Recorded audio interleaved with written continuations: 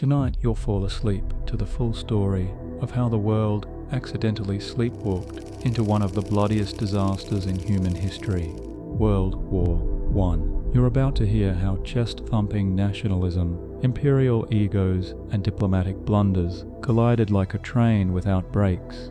A continent dressed in civility and treaties tore itself apart in weeks. For decades, Europe thought itself invincible, armoured in etiquette, enchanted by progress. But beneath the powdered wigs and polite conversation, sabres were clinking and fear was perfumed. This isn't a lecture, it's a second-person immersive journey. You won't just hear the war, you'll feel its stillness before the storm. Don't worry about watching. Let your eyes close. Let your body rest. Let the story carry you gently into sleep. It begins as all comfortably doomed stories do.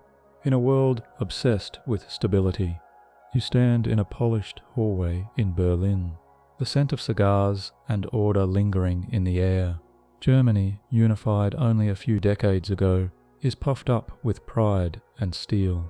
It has industry, ambition, and most importantly, a chip on its shoulder.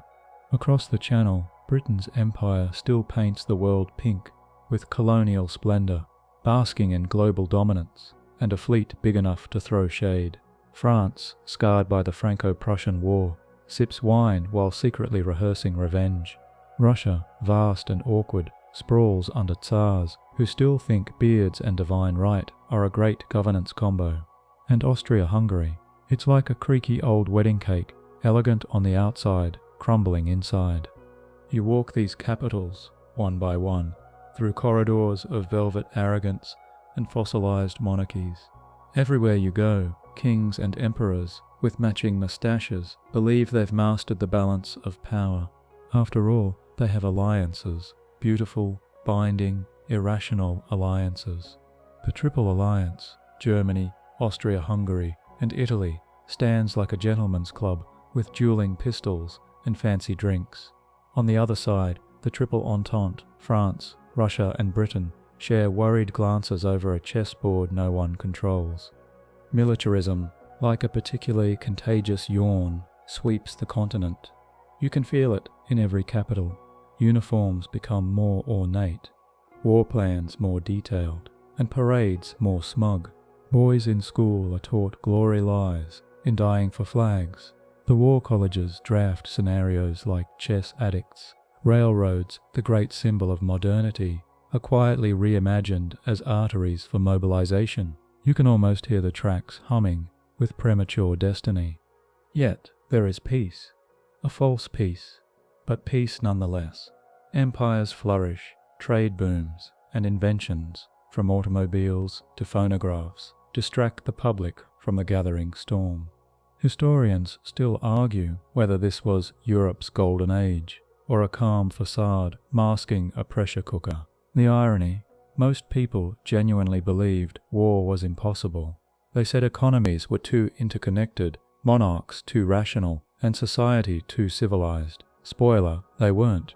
In the back rooms of Vienna, officials mumble about the Slavic problem. In St. Petersburg, Tsarist advisors worry about their cousins in Berlin. In Paris, revenge quietly matures like a bitter wine.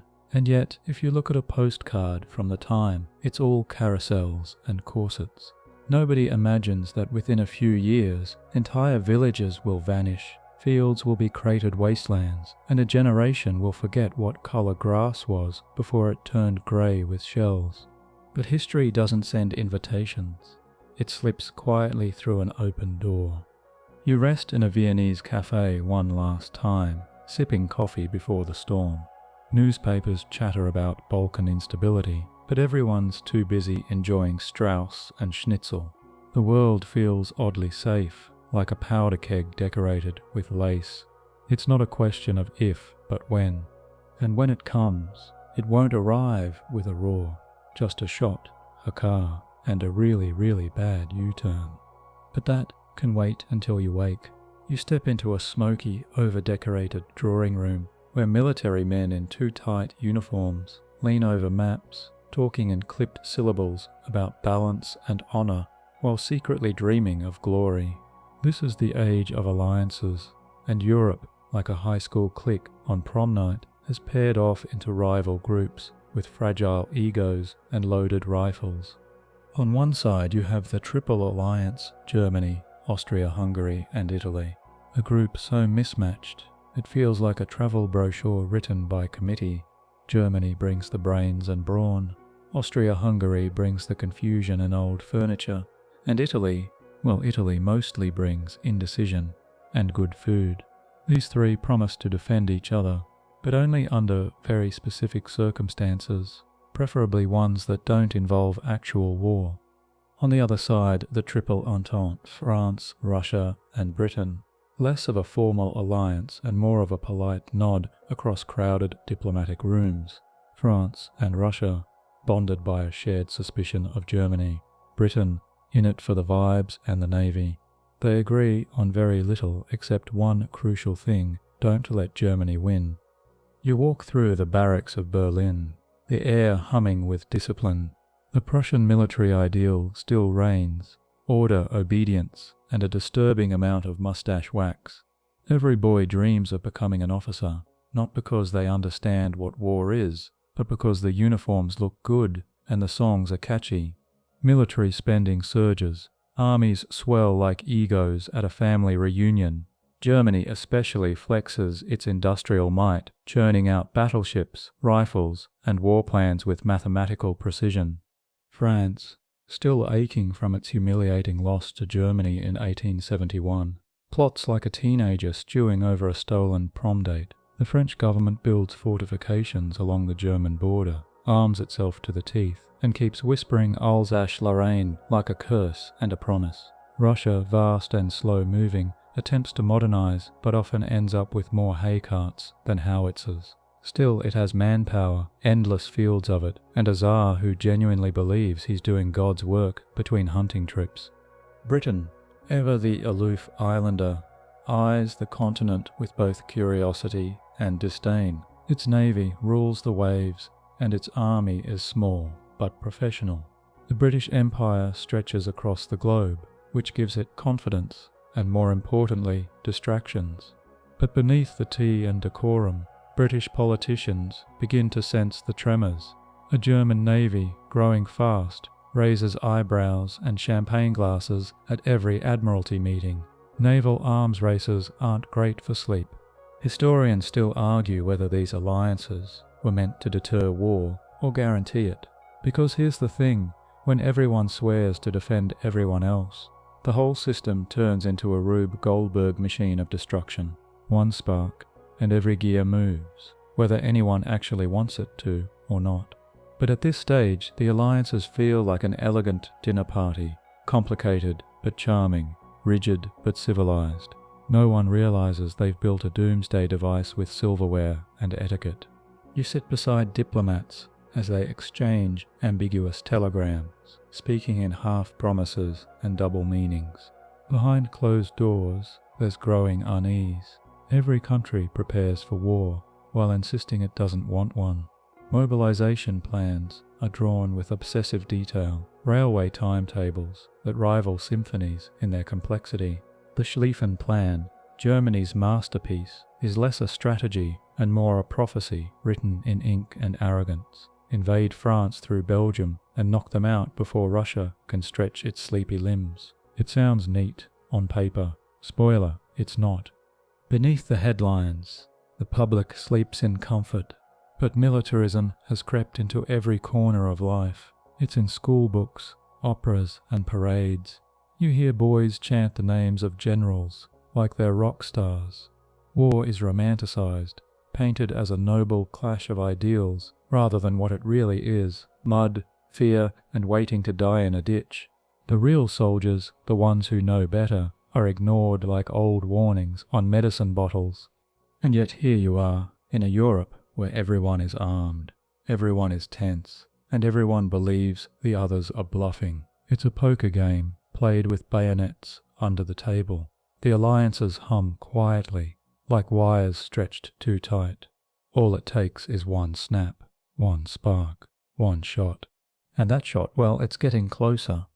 But that can wait until you wake. You wake to the uneasy crackle of newspaper pages fluttering in a Balkan breeze, somewhere in a quiet corner of Europe that most Western capitals treat like a geopolitical footnote. Nationalism begins to pulse like a fever, and you, yes, you are standing in the middle of it, feeling the heat rise. Welcome to the Balkans, or as one sarcastic ambassador called it, the powder keg of Europe with a really bad temper. A region where history, ethnicity, and grudges are layered like baklava, and where national pride doesn't whisper, it shouts, breaks windows, and tosses grenades for emphasis.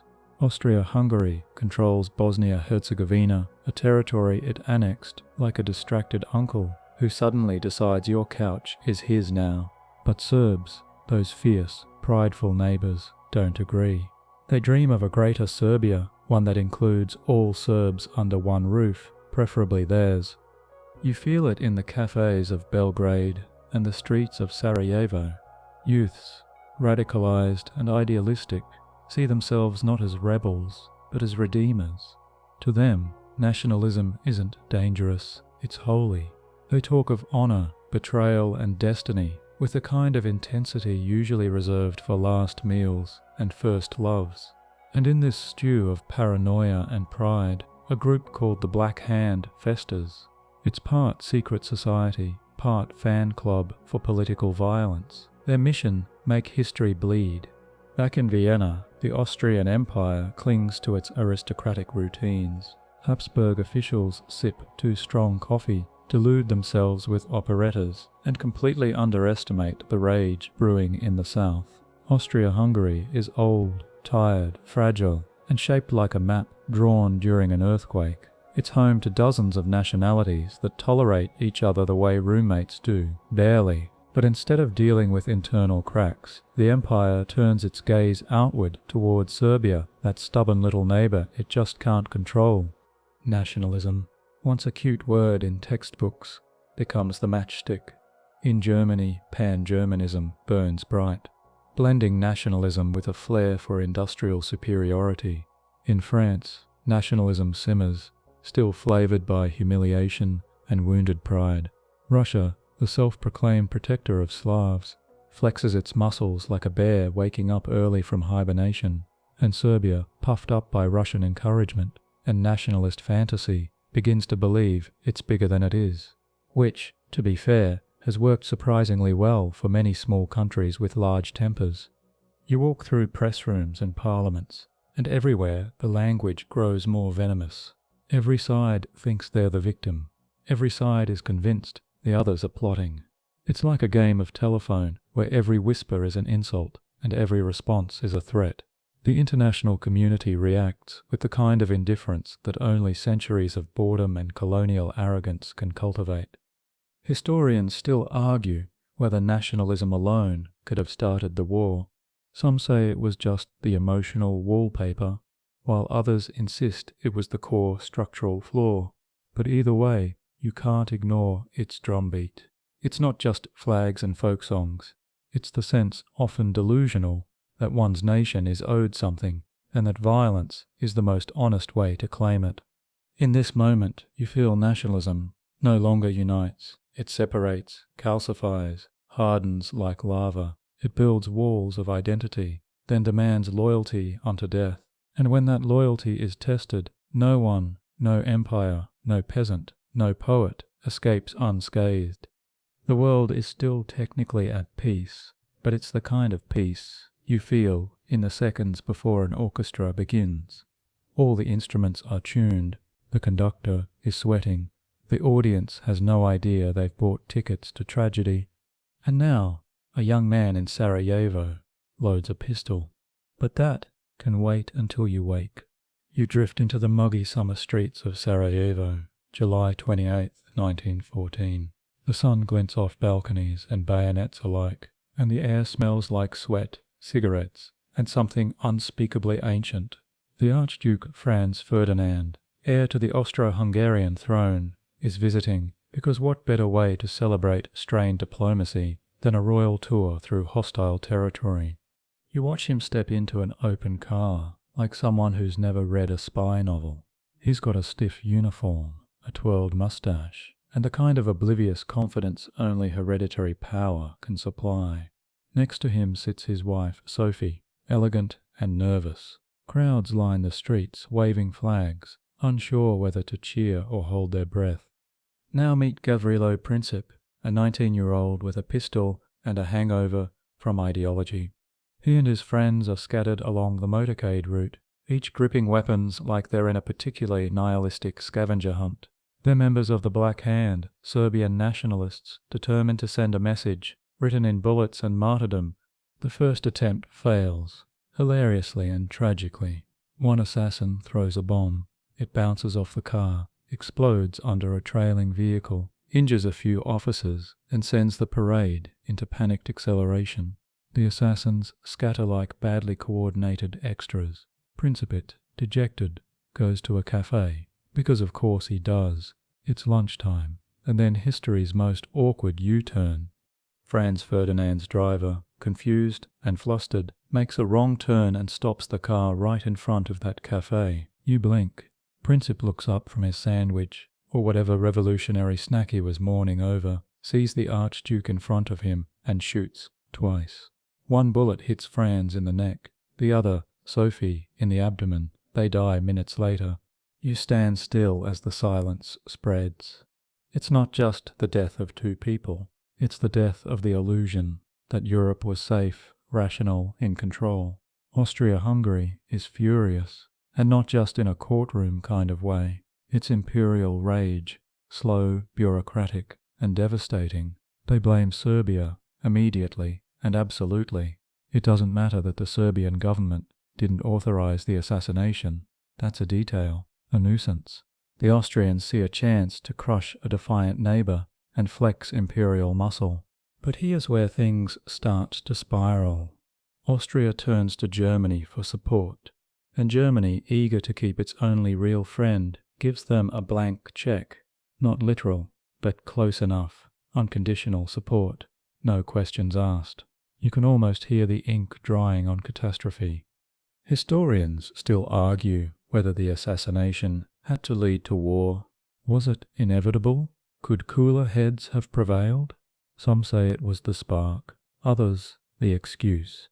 But in Vienna, Berlin, and beyond, war isn't feared, it's almost welcomed. A chance to reset, to discipline rivals, to prove something vague and patriotic. You walk the cobbled corridors of power, where men in pressed suits and medals see war not as horror, but opportunity. They believe it will be brief, glorious, and cleansing, like a bad haircut that'll grow out by Christmas. They don't see mud, disease, or the hollow stare of men broken by gas. They see banners, cheers, and maps repainted in their favor.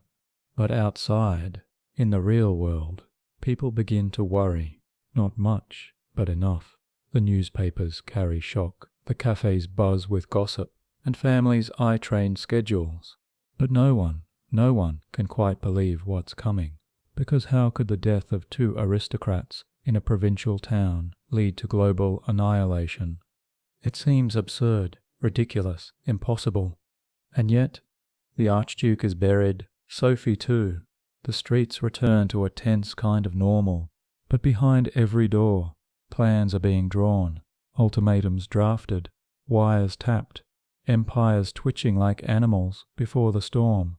The gunshots echo, not just across Sarajevo, but across the world. Echoes that will become thunder, but that can wait until you wake. You find yourself drifting through ornate halls in Berlin, where German officials read Austria's ultimatum to Serbia with the smirking satisfaction of someone who's finally committed to chaos. It's July 1914, and the language of diplomacy is about to be replaced by the language of mobilization. Austria-Hungary, drunk on vengeance and bureaucracy, sends Serbia a list of demands so impossible it might as well include time travel and a handwritten apology from Gavrilo Princip's grandmother. You hover beside the ink-stained pages of the ultimatum, and it's a marvel of passive-aggressive imperialism. Serbia must end anti-Austrian propaganda, crush nationalist groups, allow Austrian police to operate in Serbian territory, and basically admit to orchestrating the assassination. It's like asking your neighbor to mow your lawn, sell you their house, and also apologize for the way they look at your cat. Serbia's response: surprisingly calm, surprisingly cooperative, and deliberately vague. They accept almost everything, except that one little clause about letting foreign officials run around their country like they own the place, because, fun fact, that would kind of end sovereignty. But Austria isn't interested in a yes. They want an excuse. And here's where Germany steps in with its famous blank check. Picture this: Austria, pacing like a drama queen, goes to Germany, flops dramatically onto a velvet couch, and whines, "Should I do it?" And Germany, without blinking, says, "Absolutely. Whatever it is, I'm in." You feel the shift. With German support, Austria declares war on Serbia on July 28th, exactly 1 month after the assassination. The war machine sputters to life, old and rusty but still lethal. And while Austria thinks it's just handling a local matter, everyone else's alliances start twitching nervously like pets during a thunderstorm. Russia, Serbia's Slavic big brother and professional overreactor, begins mobilizing its army, not declaring war, just, preparing in case someone decides to get snippy. But in this era, mobilization is not a drill. It's war without saying it out loud. Germany, watching Russia's vast machinery rumble to life, starts sweating. Their plan, yes, that Schlieffen plan, requires precise timing. They need to knock out France before Russia fully mobilizes, or else it's a two-front war. And what's Germany's solution to this increasingly complex mess? Well, they send ultimatums of their own, because clearly that worked great for Austria. They demand that Russia halt mobilization. Russia says no. They demand France remain neutral. France just blinks and starts oiling its rifles. So Germany, full of confidence and doom, declares war on Russia on August 1st, and on France 2 days later. Just like that, the lights start going out across Europe. Historians still argue whether the blank check was a miscalculation or an unavoidable move. Was Germany reckless, overconfident, desperate to prove itself before its window of military advantage closed? Some say it was about honor, others say strategy. But standing there, in those gilded halls of diplomacy, it's hard not to feel the tragic absurdity. Everyone is bluffing, posturing, calculating, but no one is stepping back. Meanwhile, Serbia is still reeling from the initial bombardment.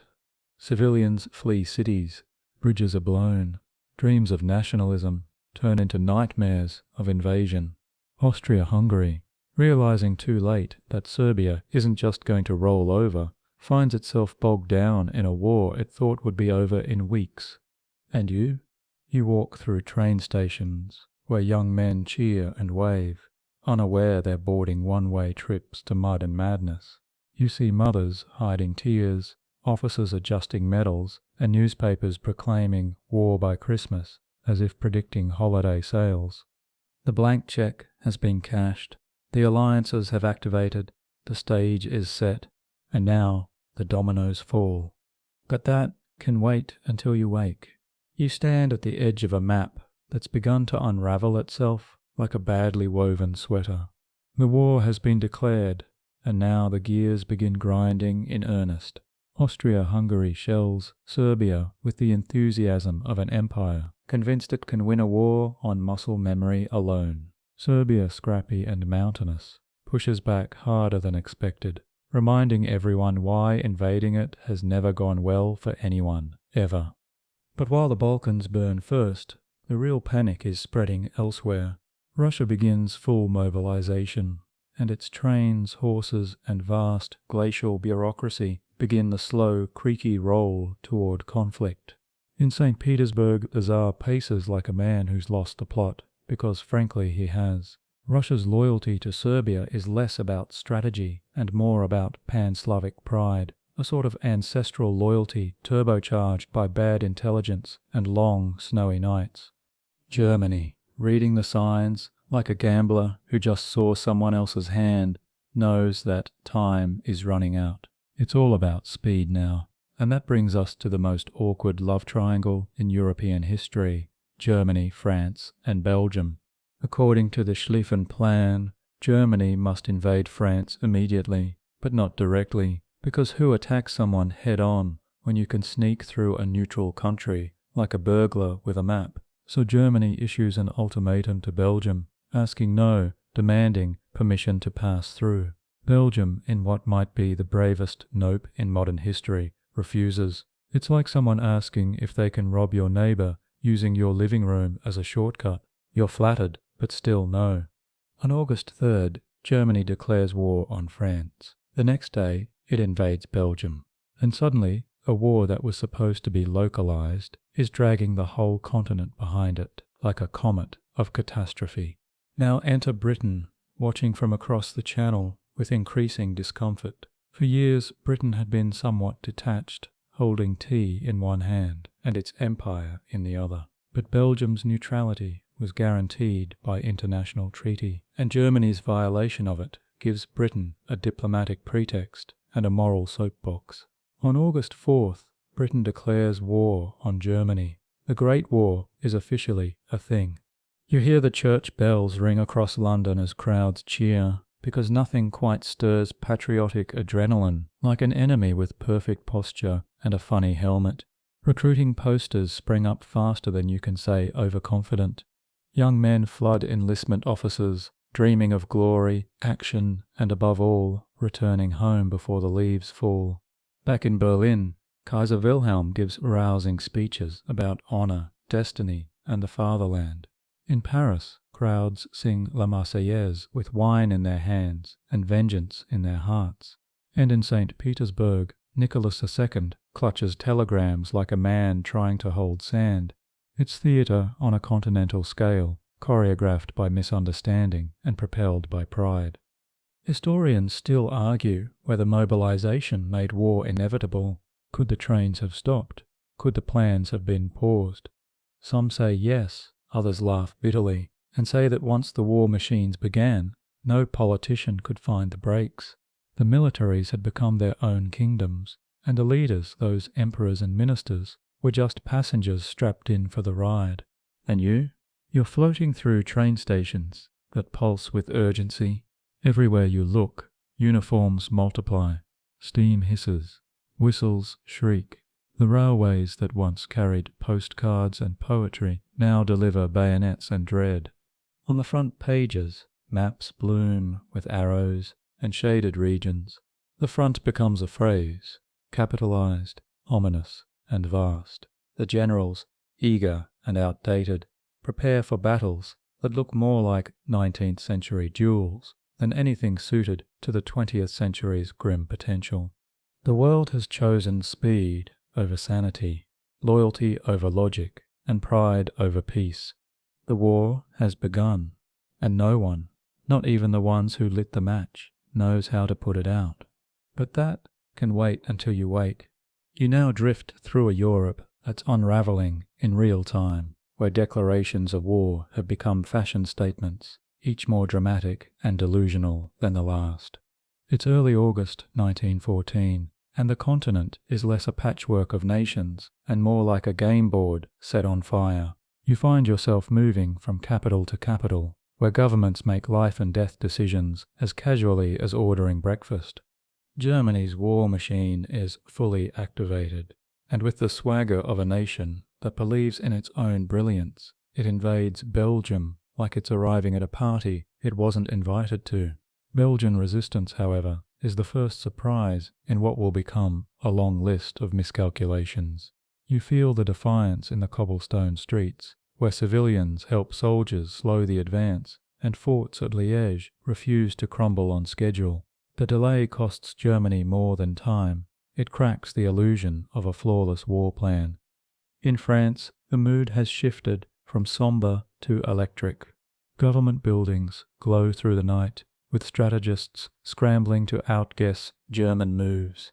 Crowds shout patriotic slogans, but behind every cheer lies the echo of 1871. the last time Germany walked through French soil and took Alsace-Lorraine with it. Now, revenge is practically airborne. The French mobilize under Plan 17, a fever dream of national pride and questionable geography. It focuses on charging into Germany through Lorraine, because apparently nobody got the memo about machine guns.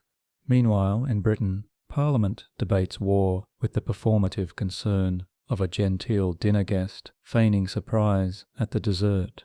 The violation of Belgium's neutrality becomes the official reason, but the real concern is Germany gaining too much ground on the continent and, of course, naval supremacy. Once war is declared, Britain begins mobilizing the British Expeditionary Force, BEF, a small but professional army that will soon learn that precision boots don't stop artillery shells. Russia, ever the lumbering giant, finally stumbles into action, launching an ambitious but poorly coordinated offensive into East Prussia. Its sheer size intimidates, but its logistics are a tragic poem of frostbite and miscommunication. Yet this eastward pressure forces Germany to split its forces, one of the first fractures in the famed Schlieffen Plan. You hover above train routes, stretching from the Rhine to the Vistula, and you see the frantic pace, the logistical ballet, the terrifying scale. Every nation now has a stake. Italy, for the moment, stays on the sidelines, with a lawyer's precision, arguing that its alliance was defensive and therefore not applicable. That's right, Italy lawyers its way out of early war, and somewhere in a European capital, a diplomat quietly cheers for that one rare instance of technicality doing its job. Historians still argue which declaration was the true turning point. Was it Germany on France, Britain on Germany, Austria on Serbia? But what becomes clear is that once mobilization begins, diplomacy becomes pantomime. There are no breaks, only acceleration. The declarations fly like invitations to a masquerade of steel, and the entire continent RSVPs with blood. And you wander through candlelit homes where parents try to explain to children why their fathers are leaving. You float past empty schoolrooms, factories working overtime, and posters that promise honor and pensions, but forget to mention death and dismemberment. There's a strange hope in the air. Not realism, no, that was packed away weeks ago, but hope, naive and glittering, that the war will be quick, that their side will win, that everything will go back to normal before harvest. But you, watching from this soft, suspended edge of the century, know better. The guns are already being loaded, and that can wait until you wake. You stand on the edge of a chalkboard where German generals trace elegant arrows through Belgium and into France, drunk on their own diagrams. The Schlieffen Plan, a work of military theatre and misplaced confidence, is finally on stage. Its premise, simple: avoid fighting a war on two fronts by knocking out France fast, like it's a domino waiting to fall, and then pivot east to face the lumbering Russian beast. A ballet of trains, timetables and overconfidence. But there's a catch, several actually. First, Belgium doesn't play along. As you float above its crumbling forts and brave civilians, you see them resist far harder than anyone expected. German forces push through, but it's like running through molasses spiked with barbed wire. The Belgians blow bridges, sabotage railways, and force the Germans to slow down long enough for Britain to blink, then leap into the fray. The British Expeditionary Force lands in France like a polite but deadly guest, with impeccable posture and a surprisingly sharp bayonet. Second, the French response is complicated. Under Plan 17, France launches its own offensive into Alsace-Lorraine with all the subtlety of a brass band in a church. You watch waves of soldiers in bright red trousers charge into German machine gun nests, because Elan, the mystical French spirit of attack, was supposed to overcome bullets. Spoiler, it doesn't. Germany, meanwhile, barrels through Belgium and into northern France, burning villages, executing civilians, and setting records for public relations disasters. The atrocities at places like Loven shock the world. You hear the flames crackling in libraries and the silence after gunshots in town squares. It isn't just war, it's spectacle, and not the kind that sells postcards. As the Germans press deeper, their right wing, the strong arm of the Schlieffen Plan, begins to curve too far inward. Logistics tangle, supply lines stretch, horses falter, soldiers march with blistered feet and less bread than promised. And the French, well, they do something miraculous. They don't collapse. In Paris, General Joseph Joffre reorganizes defenses with the calm of a man playing chess underwater. He orders a strategic retreat, saving his armies instead of feeding them into the grinder. Then, in early September, comes the first battle of the Marne. You stand beside the taxis of Paris, literal taxis, that shuttle soldiers to the front like wartime Ubers. It's desperate, chaotic, heroic, and it works. The German advance stalls. The Schlieffen Plan begins to disintegrate, not with a bang, but with a retreat. Trenches begin to appear, not as strategy, but as necessity. Soldiers dig in, and just like that, a war that was supposed to be fluid, fast, and triumphant turns static, muddy, and eternal. Historians still argue whether the Schlieffen Plan was doomed from the start. Was it too ambitious, too rigid, or just based on outdated assumptions about how nations and people would behave under pressure? Some claim it was genius sabotaged by poor improvisation. Others call it the most expensive assumption in human history. And you?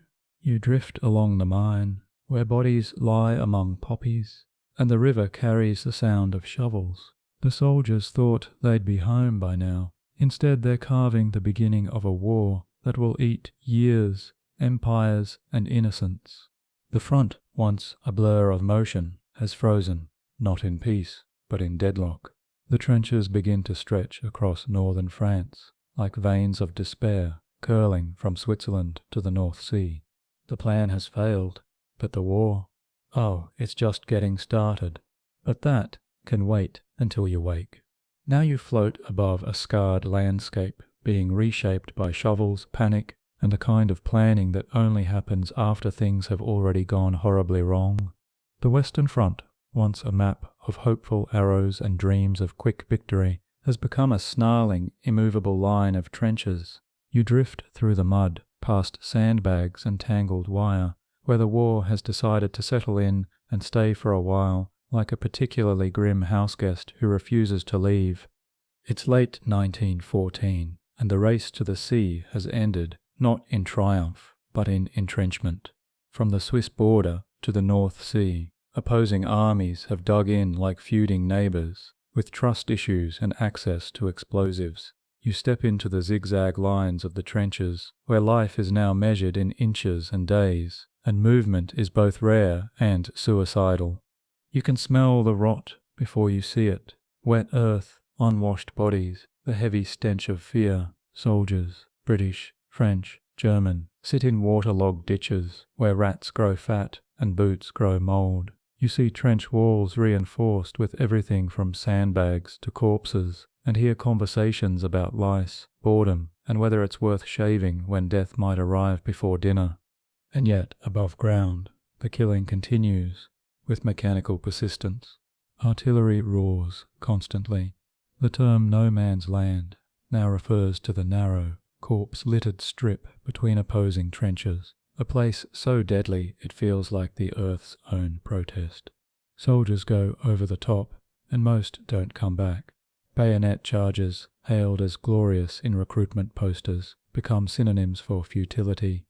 In Belgium, the first battle of Ypres ends with massive casualties and a sobering realization: this isn't going to be over by Christmas.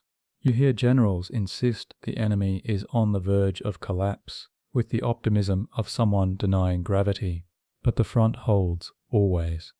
In the midst of this horror, moments of humanity bloom like weeds through concrete. On Christmas Eve 1914, along certain sections of the front, soldiers emerge from the trenches not to kill, but to sing. You hear Silent Night drifting through the cold air, first in German, then in English. Men exchange chocolate, tobacco, even handshakes. A football match breaks out in one sector. It's bizarre, brief, and utterly beautiful. Historians still argue about how widespread the Christmas truce really was, but one thing is certain. For a few stolen hours, soldiers on both sides remembered they were human. Their commanders, horrified by this lapse in killing, made sure it wouldn't happen again. The war resumed with added bitterness. You move along the trench line and feel the scale of it. Engineers reinforce dugouts with timber and sheet metal.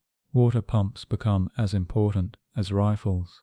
Periscopes, gas masks, trench knives, tools of adaptation in a world that was never supposed to exist. The trench system evolves into a surreal underworld with names like Death Valley and Suicide Corner. Above ground, you see the craters multiply. Below, men carve out lives in darkness and disease. The Eastern Front, by contrast, remains more fluid, for now, but it's here in the West that the true face of modern war emerges. It is industrial, impersonal, and endless. It's not about glory anymore. It's about survival. And you? You drift past men writing letters they don't expect to send, cleaning rifles that might jam, lighting cigarettes with hands that shake. You feel the absurdity, the tragedy, and the strange camaraderie of it all. No one talks about winning. They talk about next week, next meal, next time they might be rotated out of the line. The front has become a graveyard of plans. The battles no longer decide anything. They just add more names to lists. But the war machine demands more, and that can wait until you wake. Now you crawl through the slow birth of the true nightmare, the trench system sprawling, coiled, alive in the worst possible way. You can feel the walls breathe. You can hear the soil weep. These aren't just defensive positions anymore. They are cities of sorrow, stretched across the skin of northern France and Belgium, with every kilometre soaked in sweat, rain, and someone else's last breath. You ease your way into one of the British trenches near the Somme. It's more labyrinth than military post, with communication trenches snaking off into the distance, like sullen tributaries. There's a dugout for sleeping, if you can call, trembling, on a wooden plank with rats for roommates sleep. There's a latrine that smells like a dare, and overhead planks and wire keep enemy snipers from turning curiosity into a fatal mistake. Mud is everywhere. It sticks to boots, eats ankles, and sometimes, with grim enthusiasm, swallows horses whole. You pass a soldier digging with a spoon because the shovel's been commandeered 3 trenches over. Morale, as they say, is somewhere between non-existent and historical reenactment of despair. You watch a typical day unfold. Morning, stand to at dawn, rifles ready, bayonets fixed, just in case the other side fancies a surprise. Then morning hate, a ritual artillery exchange, less strategy than tradition. Breakfast follows, if rats haven't beaten you to the biscuits. Then come repairs, letters, and the occasional game of cards, all interrupted by the buzz of incoming shells or an officer needing volunteers for something awful. And yet, somehow, there's a routine, a rhythm, even jokes. You hear one soldier ask another, "How do you tell if it's a good day?" The reply, "If you're still here for it." Further down the line, German trenches mirror these miseries almost identically. The Germans build their trenches deeper, more fortified, often with wooden floors and even electric lights in some sectors. But luxury doesn't stop bullets or collapse morale. They too live among lice and death, and they too read letters from home like lifelines tossed into a storm. Then there are the trench raids, midnight forays into no man's land to gather intelligence, capture prisoners, or simply disrupt the enemy. You follow one such raid, crawling through mud, heart-pounding. The silence breaks with a flare, gunfire, and shouts. And just as suddenly it's over, the survivors dragging themselves back, breathless and shaking. New weapons arrive to match the new stalemate. Artillery grows monstrous, guns so massive they have names. Big Bertha, Mother, you hear their thunder days in advance. They don't aim to kill individuals, they aim to erase coordinates. Historians still argue what made trench warfare inevitable. Was it the weapons? The density of troops? or simply the refusal of commanders to adapt their 19th century minds to a 20th century war. Some blame logistics, others doctrine. Everyone agrees. Once the trenches appeared, they became nearly impossible to leave, except in pieces. And amid this steel and sludge, something worse slinks into the arsenal: poison gas. First used by the Germans at Ypres in 1915, chlorine gas rolls over the fields like a silent fog of agony. You hear the coughing, the screaming, the horror of drowning on dry land. The Allies respond with their own versions: phosgene, mustard gas. The arms race now includes invisible demons. Gas masks become a grim necessity, and in their haste, soldiers innovate. Some early versions are soaked rags tied around the face. Others resemble pig snouts and nightmare fuel. Dogs wear masks. Horses wear masks. Children back home are taught to make them from household materials. You try not to picture what that says about the optimism of humanity. And you walk past men sleeping beside the dead, eating beside the wounded, laughing beside the haunted. You pass a field hospital where medics remove boots from swollen feet, only to find the feet staying inside the boots. Trench foot, a phrase that sounds almost quaint until you smell it. By nightfall, the sounds dull into a lullaby of distant shell fire and muffled sobs. The moonlight glints off barbed wire and stagnant pools. Somewhere in the dark, a soldier hums a lullaby he heard as a child. The front is no longer a line, it's a world unto itself. But the world beyond it still turns, and that can wait until you wake. Now the scenery shifts. You're pulled east, where the war looks different, more open, more mobile, and just as ruinous.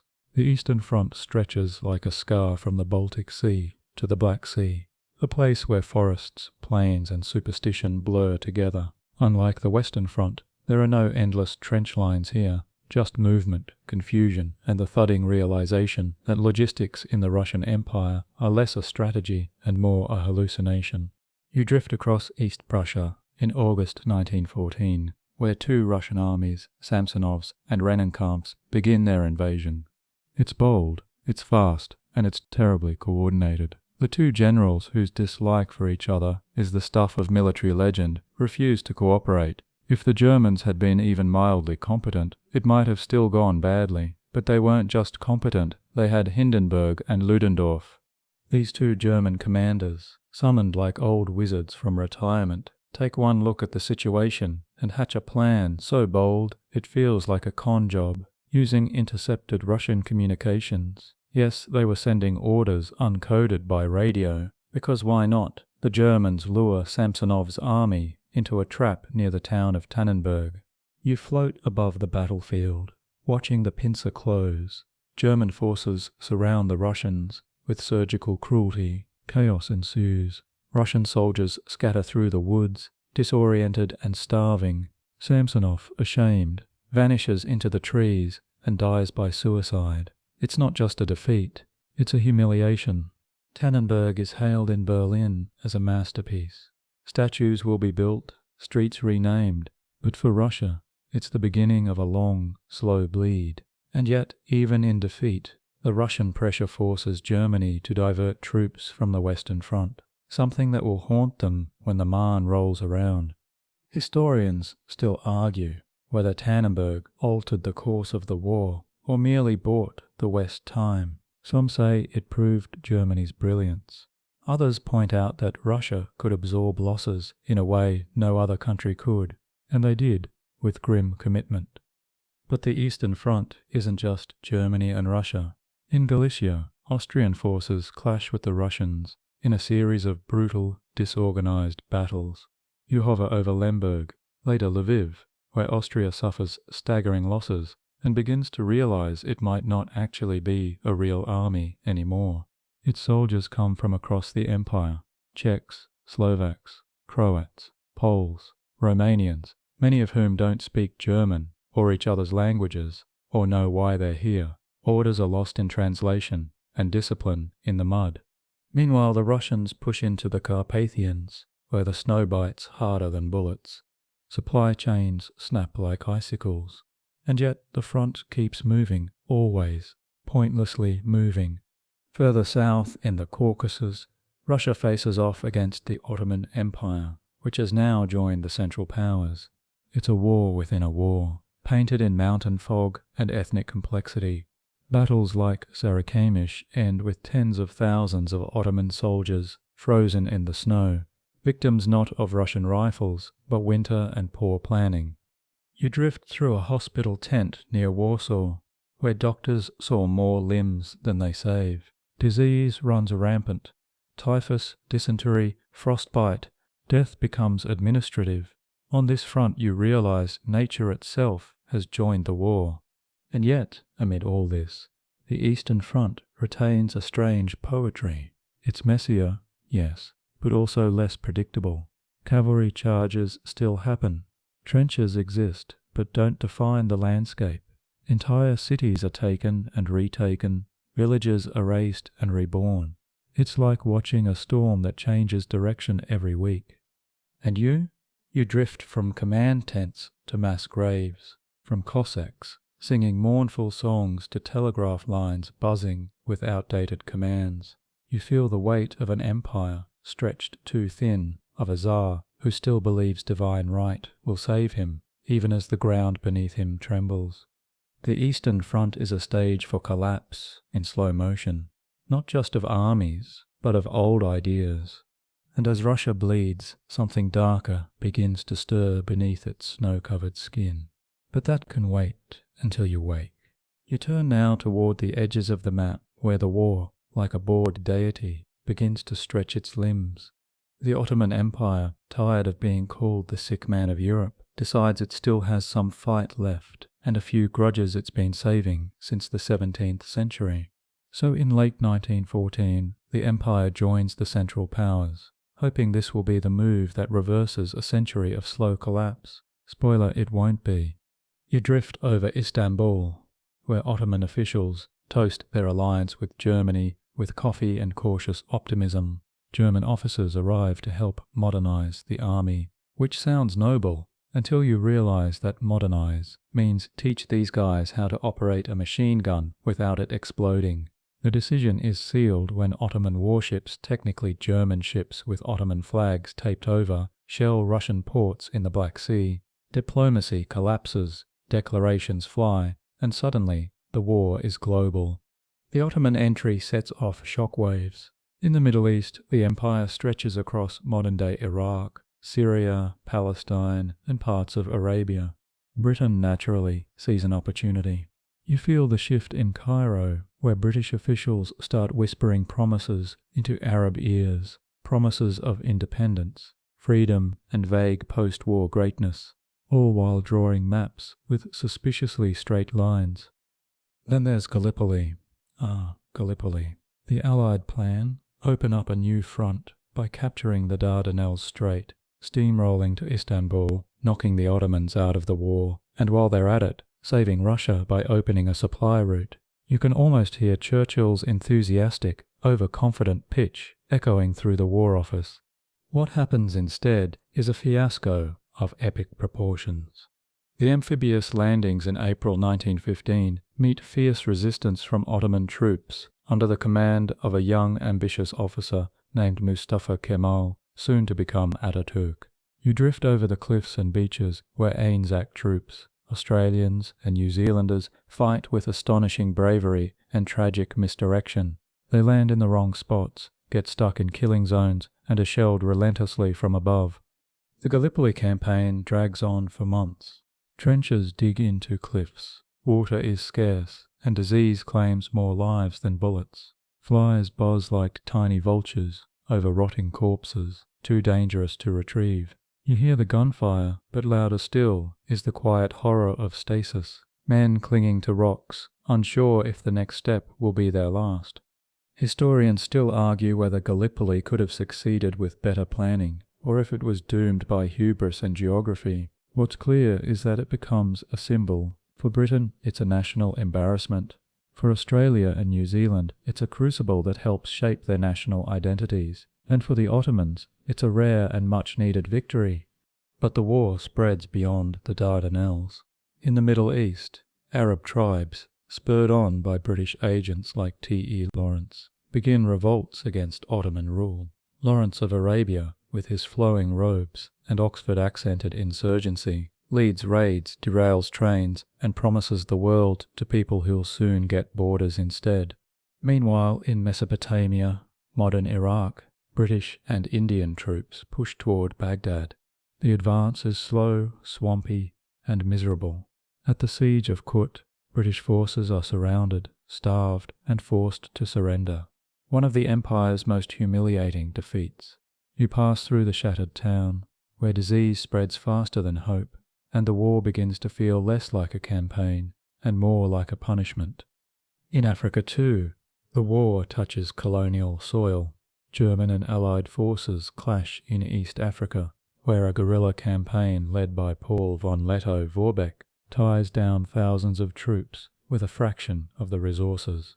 You follow his trail through jungle and savannah, a war fought on foot by porters with more endurance than strategy.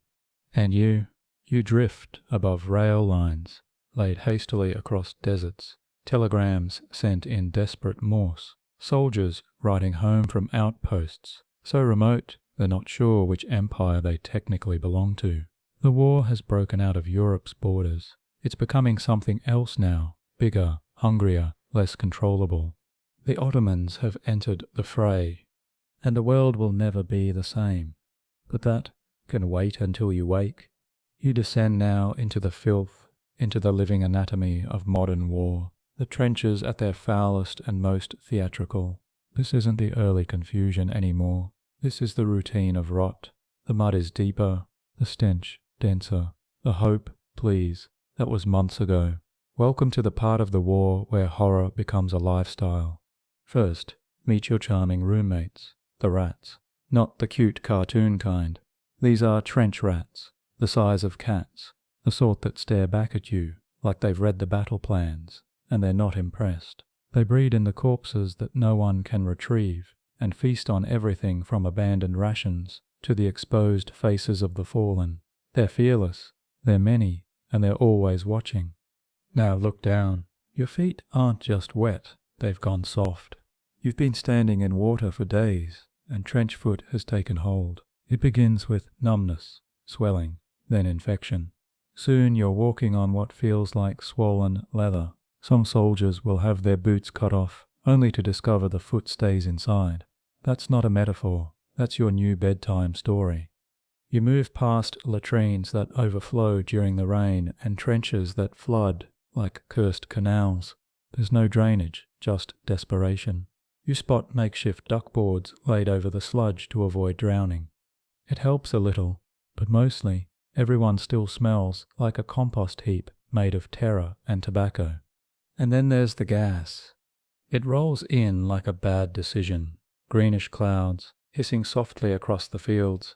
The first time chlorine gas is used by the Germans at Ypres in 1915, it sends Allied troops running in blind panic. Their lungs fill with acid. They choke, claw at their throats, and collapse in convulsions. Some survive, coughing for months. Most don't. Gas masks are rushed into production. Some early versions are soaked pads tied around the face. Others resemble rejected carnival costumes. You hear men shout gas and see soldiers fumble for masks with trembling hands, hoping they're fast enough. Sometimes they aren't. Sometimes the wind shifts. Sometimes the mask isn't fitted right.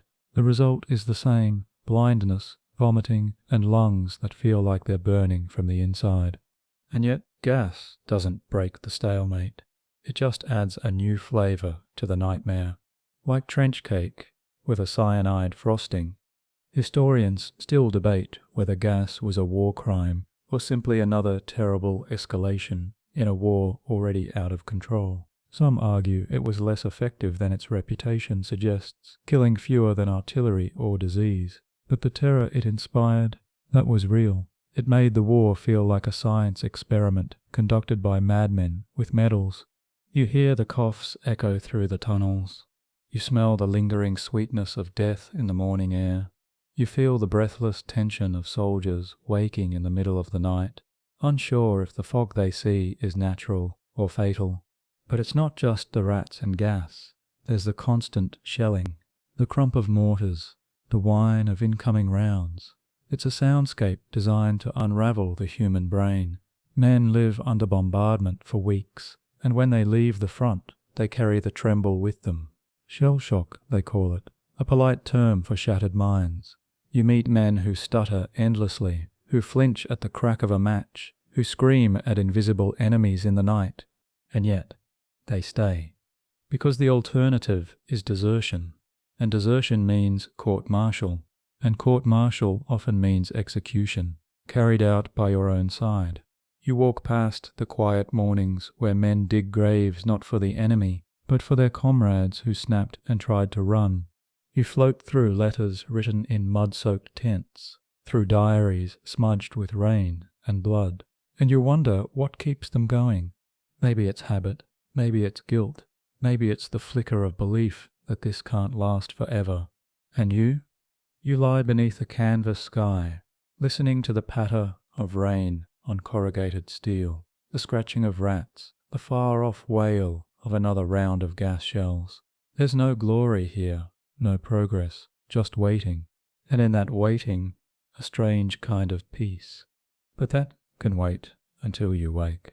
Now you stand in a valley between two mountains of fire, Verdun and the Somme, the twin monuments to madness, where the war reaches its loudest crescendo and its deepest absurdity. These are not battles, they are furnaces, places where nations pour human beings, to see who melts first. First, Verdun, February 1916. You hover above a sleepy French town, suddenly pulled into the heart of hell. The Germans launch a massive offensive under the philosophy bleed France white. That's not a metaphor, it's the actual strategy. No objective, no land grab, just kill as many Frenchmen as possible and see if the Republic collapses from the inside.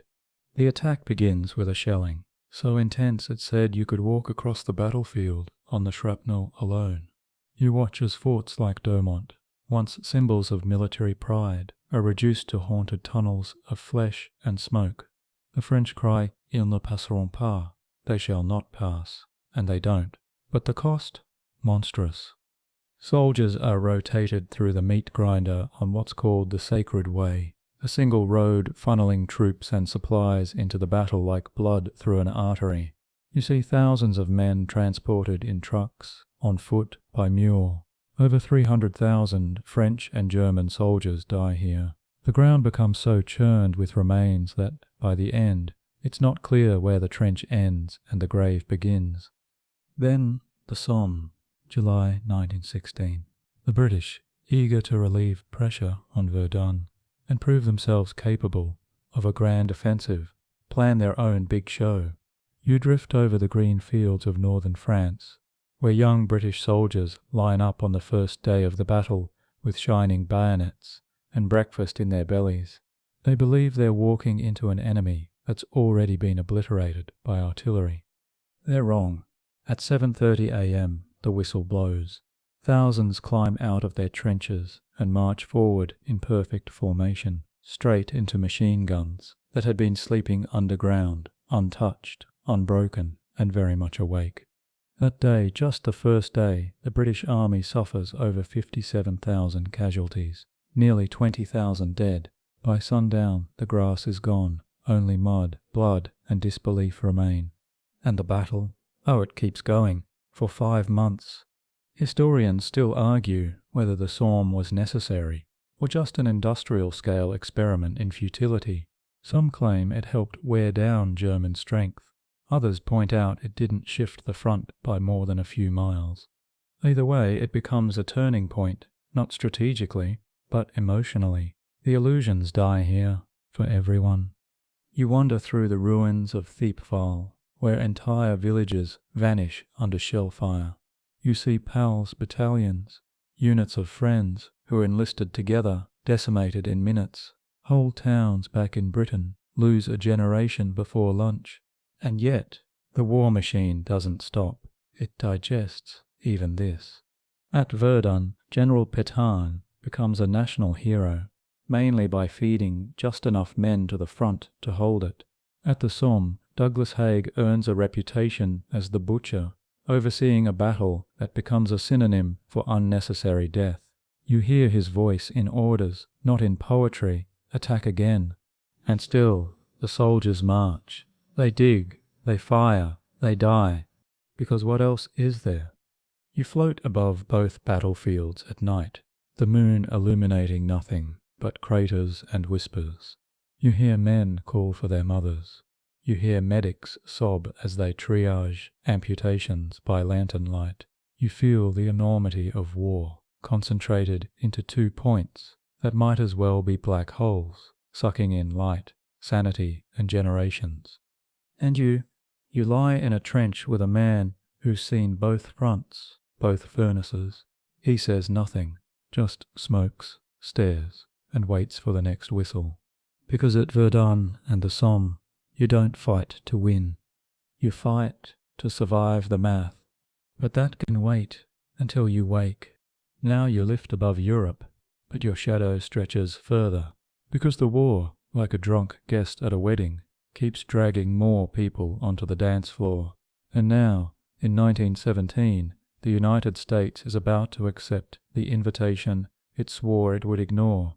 You begin in Washington, where President Woodrow Wilson, part professor, part preacher, part reluctant realist, has spent the last few years insisting America is too noble, too distant, too enlightened to get involved in Europe's mess. He calls it a war over there. He promises neutrality. He campaigns on keeping Americans out of it. You know, the usual setup before fate gives someone a slap. But neutrality is harder to maintain when the Atlantic turns into a shooting gallery. Germany, desperate to strangle Britain into submission, announces the return of unrestricted submarine warfare. You hover over the cold waves where German U-boats lurk like steel sharks.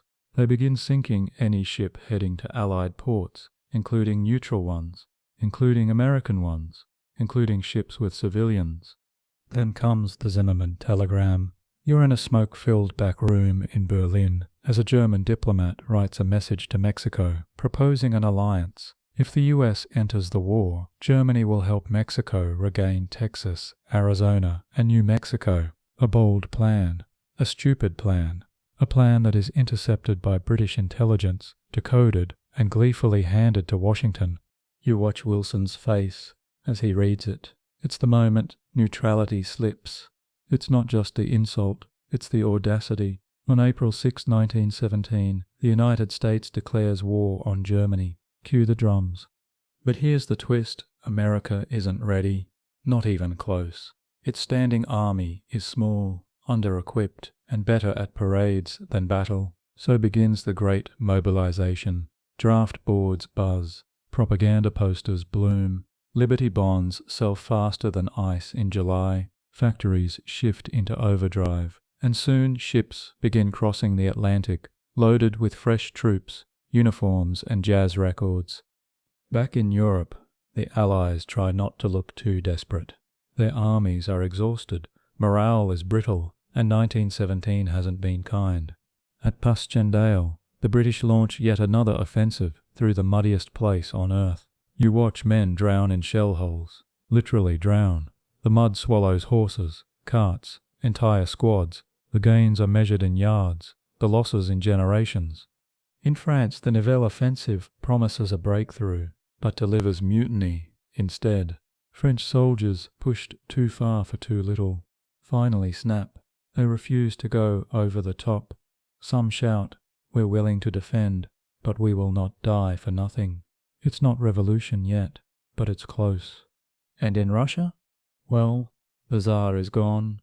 You swirl through Petrograd, where revolution has finally overthrown Nicholas II. Bread riots turn into worker uprisings, and by March the Romanovs are history. The provisional government under Kerensky tries to hold the front, but the army is collapsing. Desertions spike, morale implodes. And somewhere in Switzerland, Vladimir Lenin boards a sealed train, like a virus in a test tube, bound for Russia to change the world. Historians still debate whether American entry into the war was decisive or simply symbolic. Some argue it turned the tide, others say the real shift came from within Europe itself. But one thing is certain, it gave the Allies hope, and hope in 1917 is a rare currency. And you follow the first American troops, doughboys, they're called, as they arrive in France. They're energetic, idealistic, and alarmingly fresh-faced.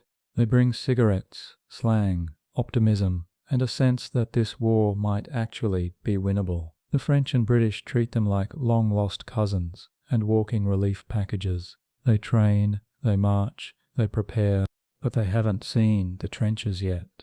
Still, the balance is shifting, slowly, like a ship turning in rough seas. And something darker is brewing, something smaller but deadlier. Because even wars have parasites. But that can wait until you wake. You drift now through hospital corridors that stretch into infinity, dim, overcrowded, and filled with coughing. It's not just bullets anymore. Something unseen has entered the war, something more efficient than any artillery shell. In 1918, the world catches a flu so aggressive it makes the trenches look polite. They call it Spanish flu, not because it began in Spain. Oh no, Spain just had the decency to talk about it. Unlike the other warring nations, Spain wasn't censoring its press. So while Paris, London and Berlin kept their coughing fits a state secret, Madrid's headlines shouted "Pandemia," and just like that the name stuck, a little historical injustice to pair with your fever. You drift above training camps, troop ships, and infirmaries. The disease moves with soldiers, packed into trains, crammed onto ships, marching shoulder to shoulder in perfect formation for the virus to leap from one set of lungs to the next. It spreads so fast, no one even sees it coming. 1 week, mild headaches. The next, cities turning into morgues. It strikes in 3 waves. The first, in early 1918, is bad. The second, in the fall, is biblical. People die in hours. Their skin turns blue. Their lungs fill with fluid, and they collapse in streets, in kitchens, in church pews. You hover above towns that bury the dead in mass graves, because there's no time to carve headstones. Coffins run out. Priests can't keep up. Doctors are overwhelmed, powerless, infected. It hits young adults the hardest. The same demographic already being chewed up by the war. Scientists today believe it was a cytokine storm, the immune system overreacting, attacking the body instead of the virus. In a cruel twist, the healthiest were most vulnerable, and the military, it tries to ignore it. War must go on, after all.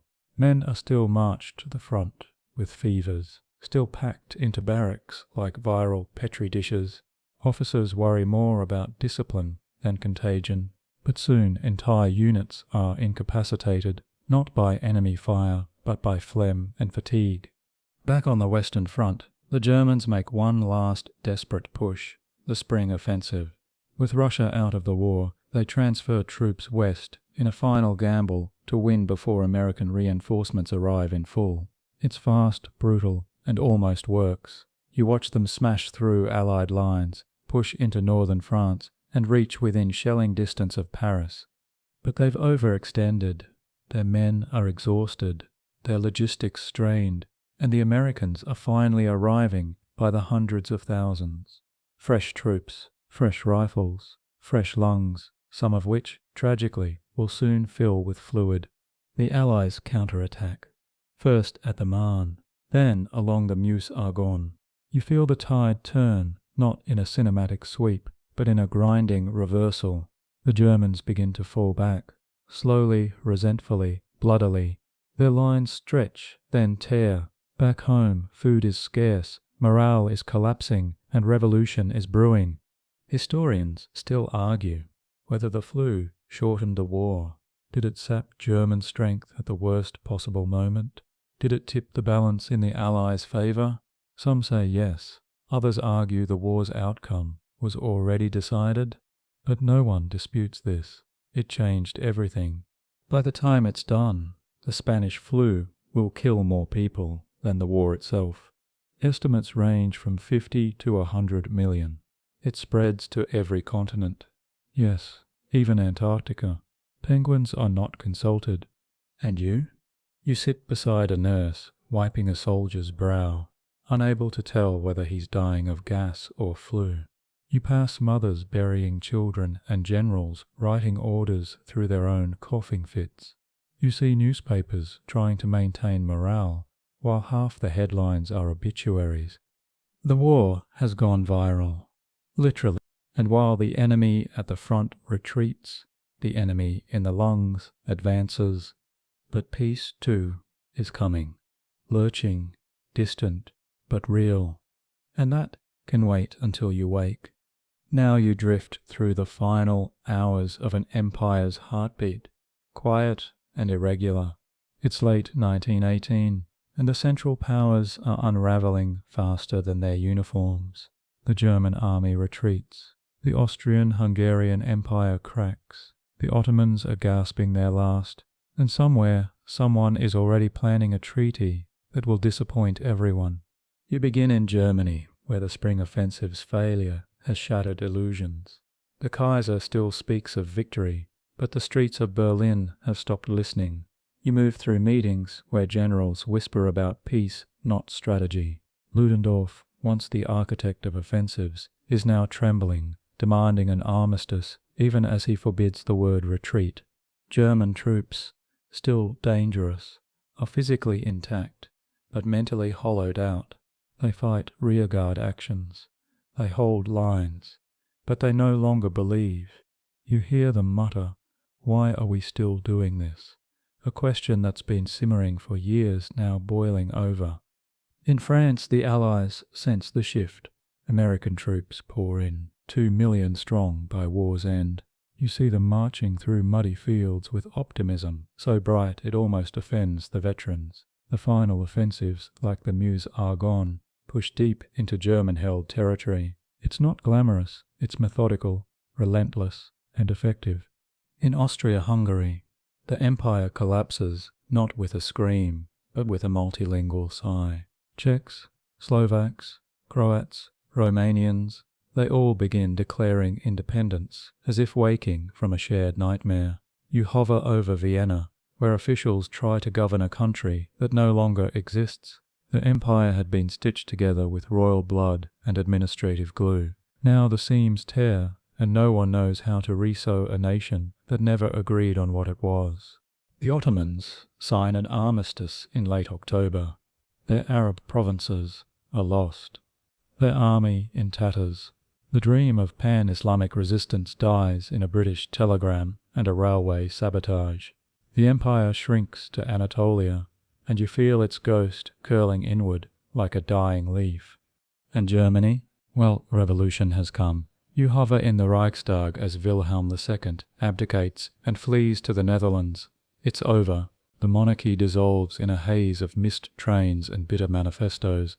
A republic is declared in Berlin. Workers' councils spring up like mushrooms after rain. Some whisper of Bolshevism, others just want bread. Historians still debate whether Germany was truly defeated or merely exhausted. Militarily, its armies never crumbled in the field. But politically, socially, the collapse is total, and so the armistice is signed. It happens in a train car in Compiègne Forest, November 11th, 1918. You hover just above the table, where pens move across parchment. The Germans, bitter and broken, agree to terms dictated entirely by the Allies. There's no negotiation, no dignity, just ink and surrender. At 11 a.m., the guns fall silent. You feel it like a wave across Europe, a sudden hush, too large to comprehend. Soldiers lift their heads, birds return, people blink, unsure what to do with the quiet. There's no parade, no triumph, just stillness. And then somewhere, the first tear falls. But it's not peace, not yet. The treaties are coming. And you? You walk through battlefields, where the bodies haven't been collected. You pass villages, unsure whether to cheer or mourn. You hear church bells ring, but the sound is hollow, because everyone knows something has ended. But no one knows what has begun, and that can wait until you wake. Now you float into a room thick with ink, cigars, and oversized egos. The war is over, but the peace, the peace is just beginning its audition for historical irony.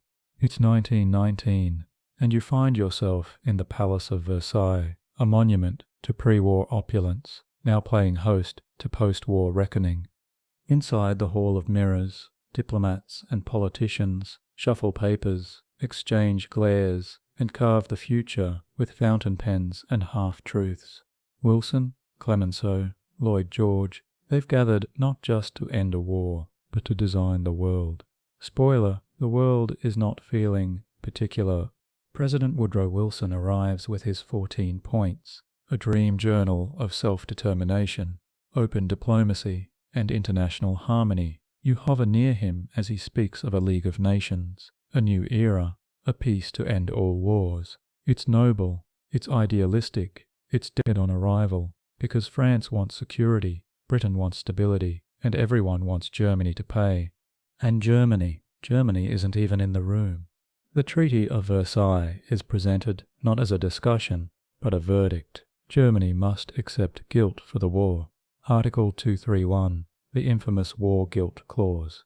It must pay reparations so vast they might as well be mythical. It must disarm, surrender territory, and smile politely while doing so. You float beside the German delegation as they read the terms.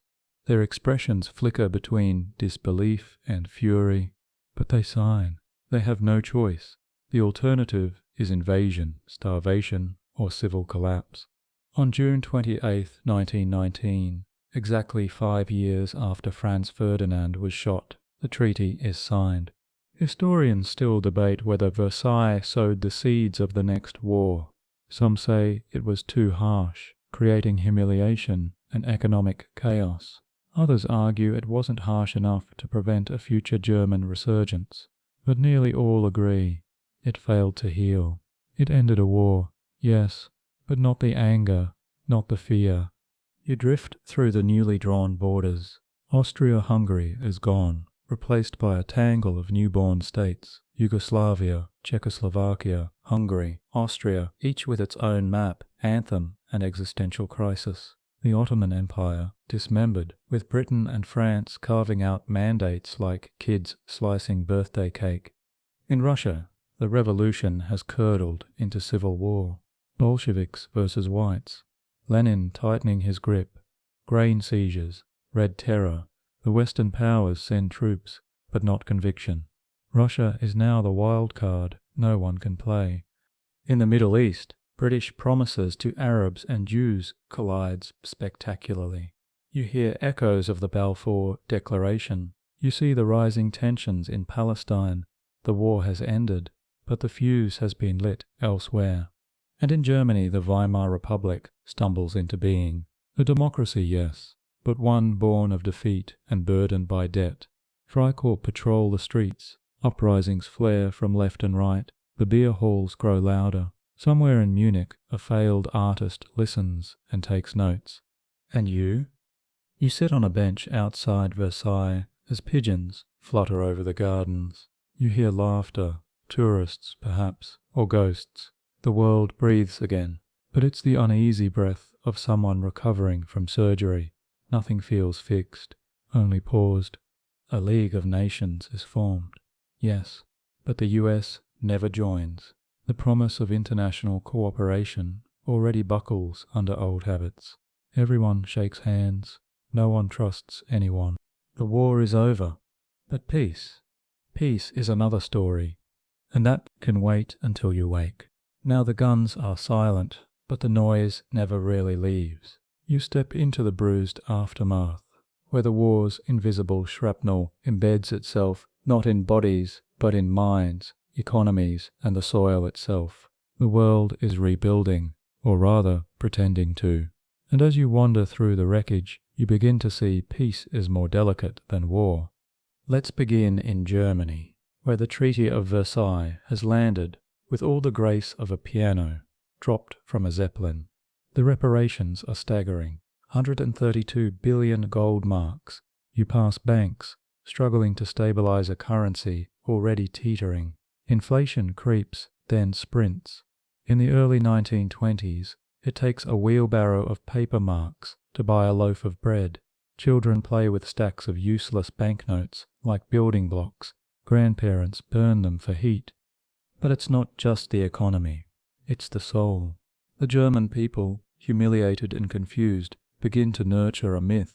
They didn't lose the war. They were stabbed in the back, betrayed by politicians, Jews, communists, anyone but themselves. It's not factual, but it's powerful. And it grows. In France, you stroll past towns rebuilt from dust. Verdun is a name etched in stone and scar tissue. The country mourns over 1 million dead.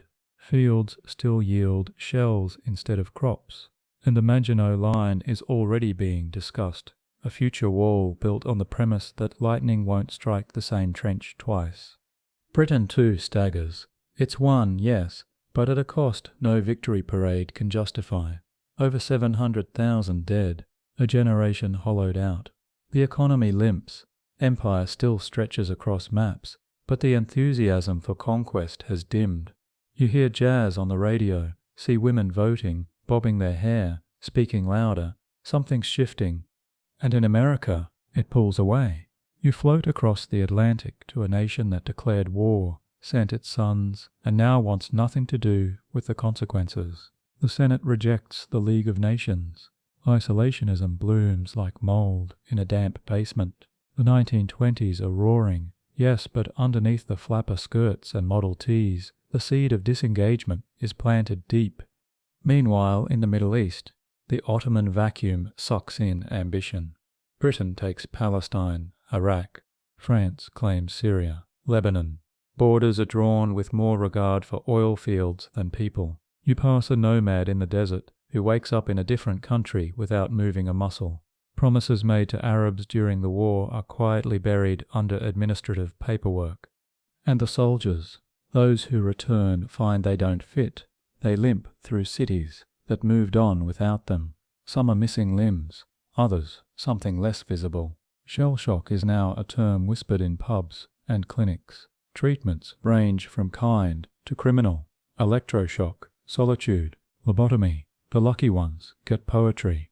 You hover over art studios, where painters toss away realism for abstraction, over writers like Hemingway and Remarque, turning trauma into pages, over film reels that show a world both fascinated and exhausted by war, and over graves, so many graves, some marked, some lost, some still being found. Historians still debate the war's legacy. Was it the end of empires, the birth of modernity, the cause of the next war? Yes, and also no, because the thing about aftermaths is that they don't resolve, they linger. You move through a silent cathedral in Belgium, rebuilt from ashes, where a plaque reads, "Never again." You hear school children recite names of the fallen. You pass a battlefield, now a poppy field, where silence blooms red and whispers, "Remember." But remembering is not the same as learning, and that can wait until you wake. You drift now through the shell of a century, its skin still scorched, its bones rearranged. The war is over, the maps redrawn, the names of empires fading like breath on glass, and yet nothing feels resolved. The Great War, they called it, but as you float through the 1920s, you begin to wonder, great for whom? Let's revisit the losers.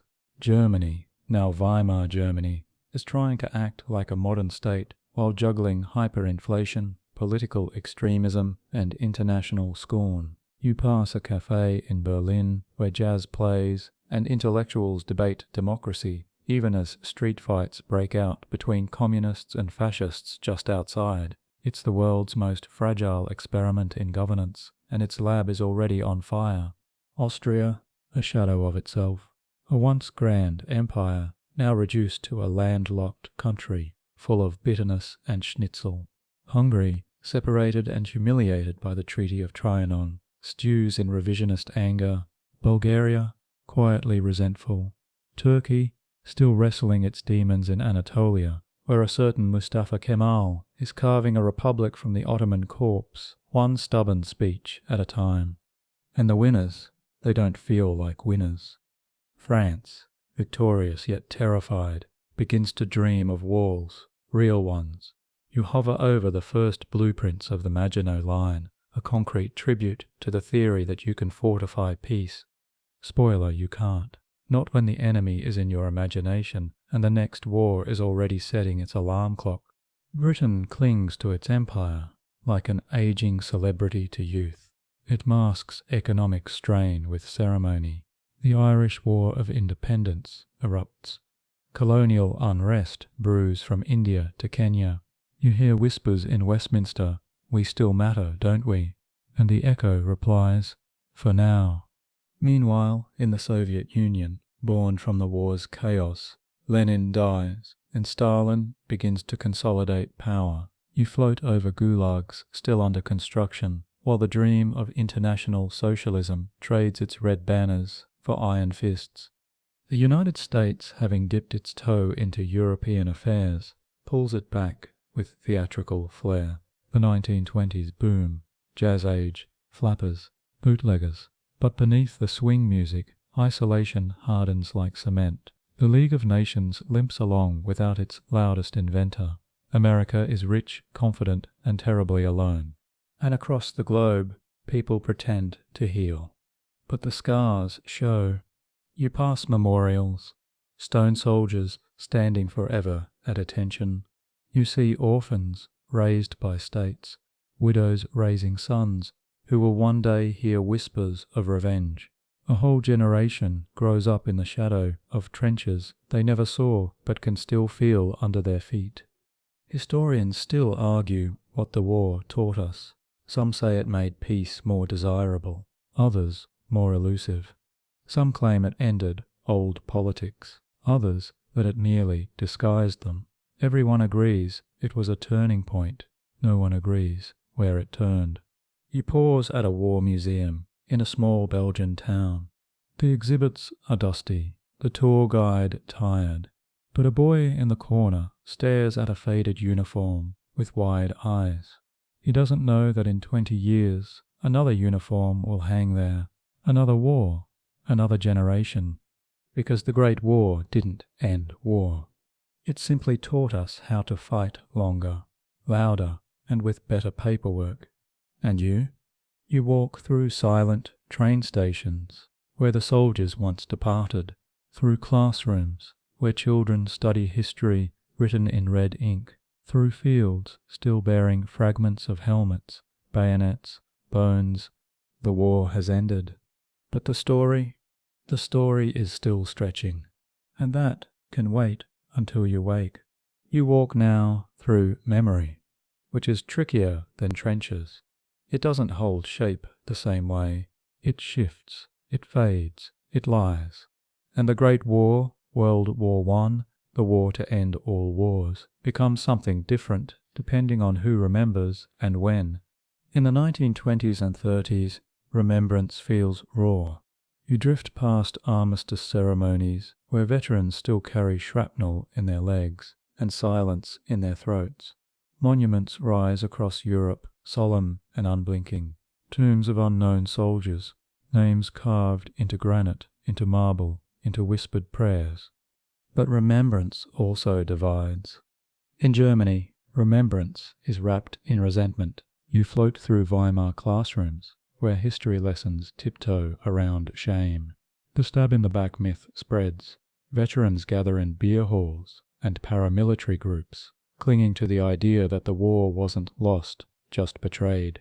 Somewhere in that bitterness, a failed Austrian painter polishes his speeches and starts buying brown shirts in bulk.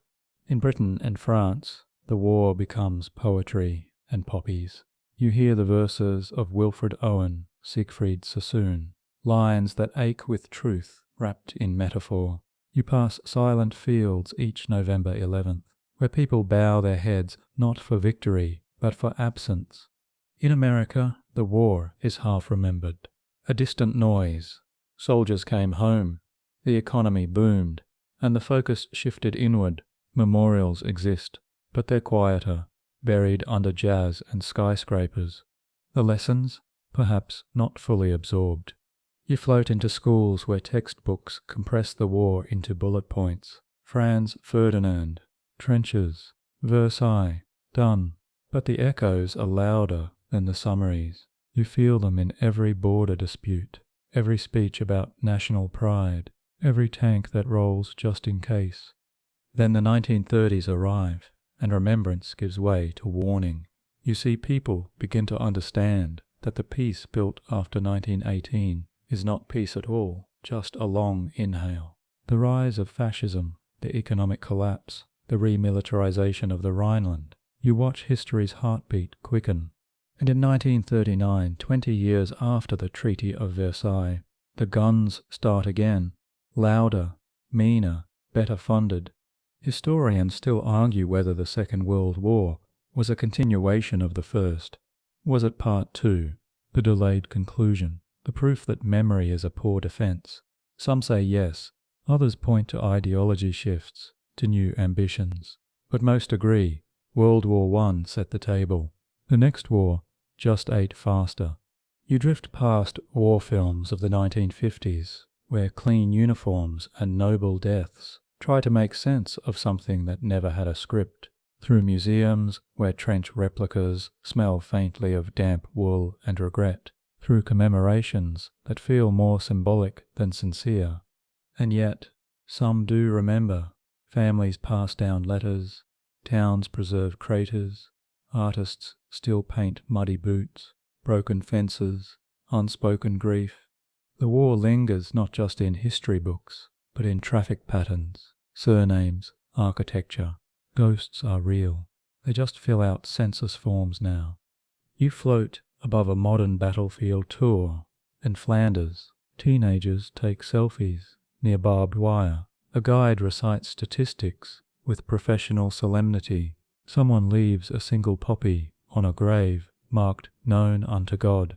It's quiet, but it resonates. And you? You walk the same roads they marched, not to fight, but to understand.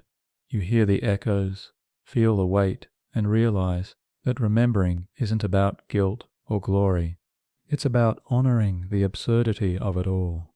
Because if the war taught anything, it's this. Humans can endure almost anything, except forgetting why it started. But that can wait until you wake. Now the story slows, the battlefield fades, the clamor dissolves into memory's softer palette. You stand in the present, with one foot in the mud of the past, the other brushing against tomorrow. The Great War is no longer lived. It is studied, honored, debated, misunderstood, forgotten, rediscovered, and rebranded with every passing decade. But the trenches never truly fill in. You walk along a quiet path in Ypres, now paved, flanked by hedges and silence, once a trench line, now a picnic route. You pass school children on field trips, their notebooks open, their eyes glazed. You hear their teacher ask, "What caused World War I?" A few hands rise, alliances, assassination, imperialism, all true and all insufficient. Because causes are not singular. They're not puzzles with neat edges. They're threads in a wool blanket, soaked in rain and riddled with moths. By the time you untangle them, the shape has changed. The war wasn't caused. It grew like a tumor, slow and unnoticed, until it was too large to remove without consequence. You pass a family looking for a name on a wall. Their great-grandfather lost at the Somme. We think he was near Fricourt, they say, or maybe Delville Wood, but he's listed among the missing, as if the earth itself swallowed him as a keepsake. In a town square you hear the chime of church bells 11 times, as they do each November 11. A child asks, "Why do we remember this?" And someone answers, "Because if we don't, we might do it again." A noble thought.